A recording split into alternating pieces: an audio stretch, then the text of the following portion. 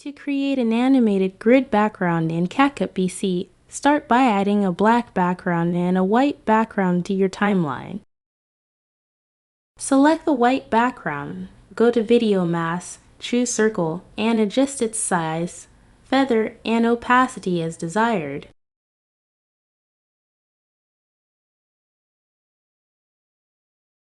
Add another white background to a new track. Apply a mirror mask to create a vertical line. Adjust opacity, then copy and paste it to form multiple vertical lines. Select all vertical line layers, right-click, and create a compound clip. Copy and paste this compound clip, then rotate it 90 degrees to create horizontal lines.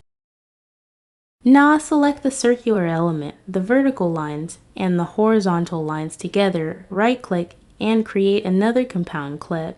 Go to Effects, search for Ripple, apply it to this compound clip, and adjust parameters like blur, twist, strength, size, and speed to your liking.